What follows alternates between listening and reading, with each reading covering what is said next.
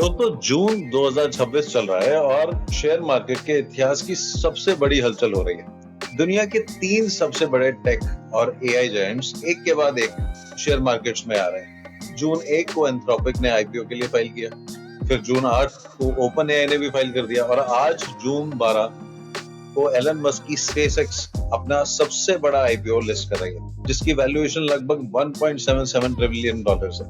पहली बार share markets देखने वाले किसी भी इंसान के दिमाग में एक सिंपल सा सवाल आएगा, भाई अगर ये कंपनीज इतनी फेमस हैं तो अचानक पब्लिक से पैसा मांगने क्यों भाग रही हैं? क्या कोई गड़बड़ है या सब कुछ नॉर्मल है?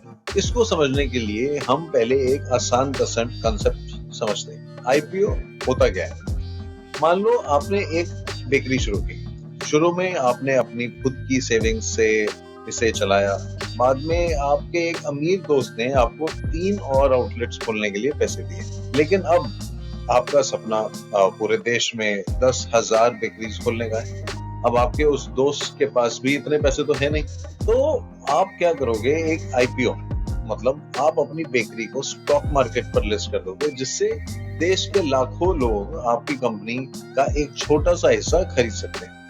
इसके बदले में आपको मिलेंगे बहुत सारे रुपए, क्योंकि उन्होंने आपकी कंपनी के शेयर लिए हैं। उसके बदले में आपको पैसे दिए हैं, जिससे आप अपना बिजनेस जो है अब पूरे देश में अब आप बेकरीज खोल सकते हैं। एआई चलाना दोस्तों कोई सस्ता खेल तो है नहीं।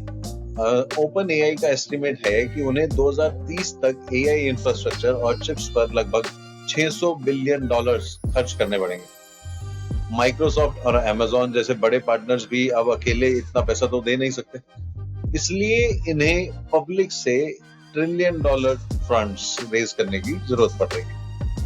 इसका दूसरा बड़ा रीजन ये है कि अर्ली इन्वेस्टर्स अब अपना पैसा चाहते हैं, वापस चाहते हैं। आई मीन, तब जिन वेंचर कैपिटल फर्म्स ने इन स्टार्टअप्स में सालों पहले मिलियंस ऑफ डॉलर्स लगाए थे, उनको वो पैसा सिर्फ पेपर पर दिख रहा था।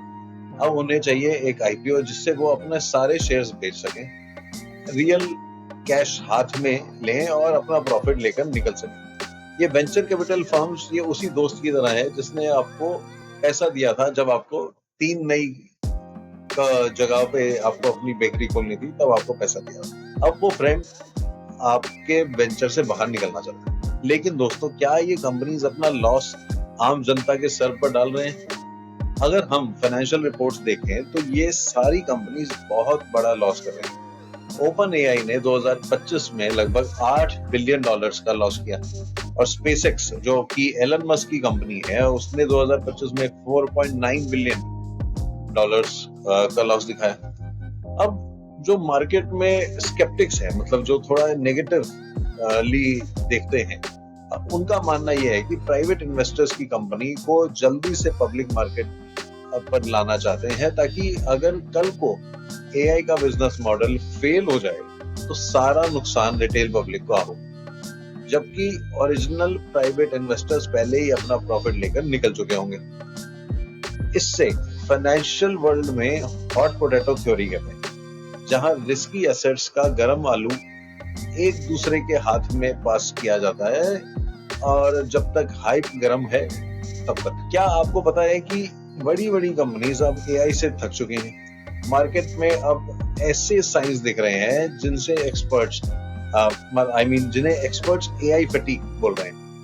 माइक्रोसॉफ्ट और अमेजॉन अपने एम्प्लॉइज को बोलना शुरू कर दिया है कि एआई का यूज थोड़ा लिमिट में करो, ताकि बिलिंग का खर्चा कंट्रोल में रहे। और सबसे बड़ा एग्जांपल है उबर का, जिसने अपना पूरे 2026 का एआई बजट सिर्फ 4 महीने में ही फूंक दिया। अगर बिजनेसेस को लगने लगा कि एआई टूल्स बहुत एक्सपेंसिव हैं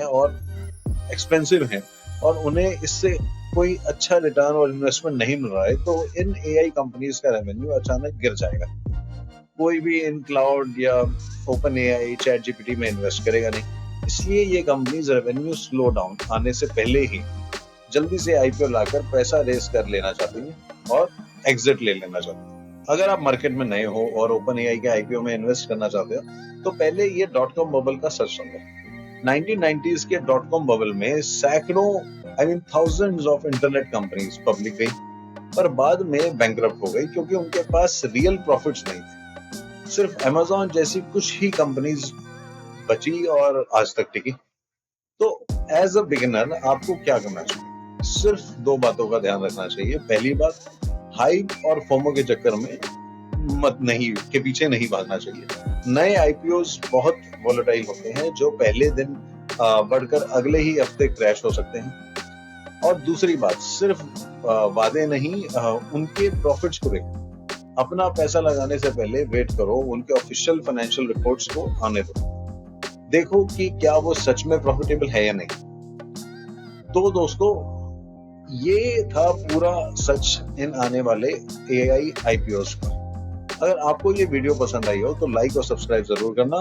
अपने व्यूज कमेंट्स में बताना कि क्या आप इन आईपीओस में इन्वेस्ट करोगे या नहीं। मिलते हैं अगले वीडियो में। बाय।